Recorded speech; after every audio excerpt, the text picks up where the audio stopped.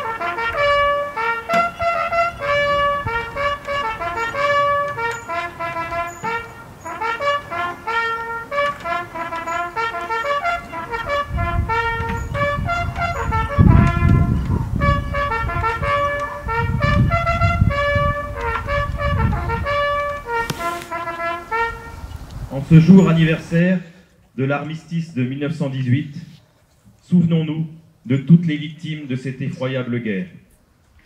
Qu'ils aient été français ou allemands, particulièrement des Alsaciens et des Danmariens, déchirés entre deux nations qui ont, dans leur grande majorité, servi sous l'uniforme Feldgrau, et pour cause, ils étaient allemands depuis plus de 40 ans. Les 20 millions de morts de la Grande Guerre sont autant de voix qui s'élèvent pour crier à la face du monde « Plus jamais une telle hécatombe ». Le symbole de cette fracture entre deux peuples et de la possibilité d'une réconciliation est bien l'Alsace et son histoire tourmentée, ainsi que le Parlement européen installé à Strasbourg au croisement des deux cultures. Pourtant, l'actualité ne cesse de nous rappeler combien la paix est un bien fragile, précieux, et reste une exception européenne mise à mal par l'invasion russe de l'Ukraine, et maintenant par la guerre israélo-palestinienne qui vient raviver cet antagonisme séculaire et que rien ne semble pouvoir arrêter. Il faudra bien un jour qu'elle revienne, cette paix. Il faudra la construire par un retour aux valeurs qui ont fondé l'ordre international. Le respect du droit des peuples à disposer d'eux-mêmes, la souveraineté des États, l'éducation pour tous, la création de ponts entre les peuples par la culture, mais aussi le respect des identités.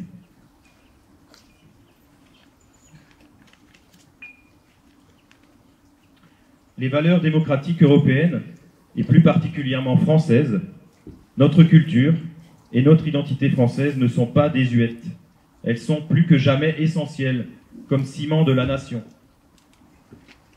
La France n'a jamais été plus grande que lorsqu'elle parlait pour tous les hommes, disait André Malraux, lui qui fut écrivain, combattant et ministre de la Culture du général de Gaulle. Soyons fiers d'être français, de notre pays, de ses traditions, de son histoire, de son humanisme et de ses valeurs universelles comme les droits de l'homme. C'est cette fierté, et en portant haut les couleurs, l'esprit français et européen, que nous combattrons plus efficacement encore les régimes autoritaires et que nous œuvrerons pour la paix. Vive la République, vive la France.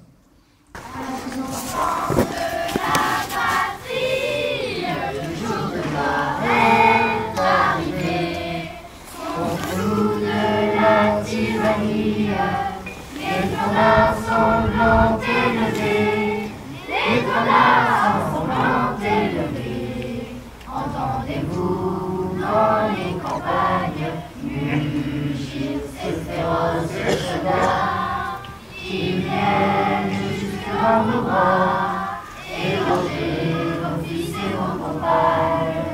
Aux armes, citoyens, formez vos bataillons, marchons, marchons, 1500 impurs, à voir le sillon.